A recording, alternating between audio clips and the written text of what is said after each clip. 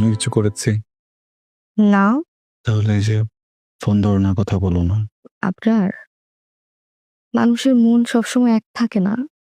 আর তুমি তো দেখছিলে আমি ভাবির সাথে আলাপ করছিলাম, তাই না? আমার হবু বউ, আমি কি তার খবর নিব না? তার মনের ভিতরে কি চলছে, কোনো কারণে কোনো অস্থিরতা আছে কিনা, আমি কিছু করলাম কিনা?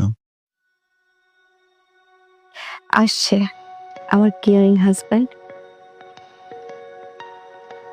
এরা জানো, আমি সবসময় ভাবতাম ভালোবাসা মানে মনে হয় দুইটা মানুষের মাঝে কথা বলা, গল্প হওয়া, ঘুরতে যাওয়া।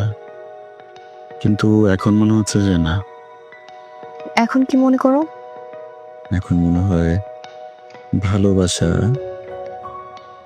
দুইটা মানুষের একজন আরেকজনের সাথে সারা জীবন থেকে জান্নাতে যাওয়ার পরিকল্পনা করা। এটাই ভালোবাসার আসল মানে। মা একটা কথা বলেন যে তোমাকে নামাজে ডাকবে সে তোমার সব থেকে আপন। তোমার শাসনের পর থেকে আমি নামাজে নিয়মিত হয়েছি, জানো। আগে পড়তে না? পড়তাম, আগে আসলে নিয়ম মানার জন্য পড়তাম, এখন অনুভব করে পড়ি, ভালোবাসার জায়গা থেকে পড়ি। থ্যাংক ইউ, তুমি যা কিছু বলেছো প্রত্যেকটা কথা আমার জীবনে অনেক কাজে লেগেছে।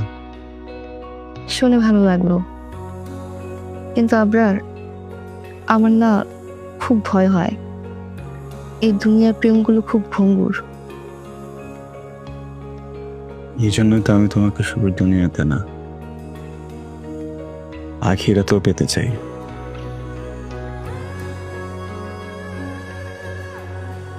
জানো, পবিত্র কুরআনে আল্লাহ বলেছেন তুমি এবং তোমার স্ত্রী জান্নাতে প্রবেশ করো, সেখানে তুমি সুখী হবে। এই আয়াতটা শুনলেই মনে হয় কেউ যদি কাউকে সত্যি ভালোবাসে তাহলে যেন তাদের উদ্দেশ্য জান্নাত হয়। তোমার এই বিষয়টা না আমি খুব ভালো লাগে।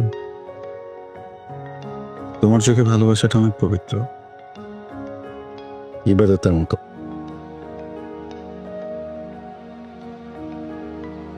আবরার, একটা প্রশ্ন করি। আমাদের বিয়ের পরে নামাজের সময়ে যদি তুমি ঘুমাও, আমি কি করব? আমার কানে আজান দেবে, আর আমি যদি রেগে যাই তখন? তুমি আমার সাথে রাগ করে থাকতে পারবে না। কেন? আর আমি তোমাকে ফুচকা খাওয়াবো, রাজধানী চলবো। তুমি না ভয়ানক ভাবে কিউট। ভয়ানক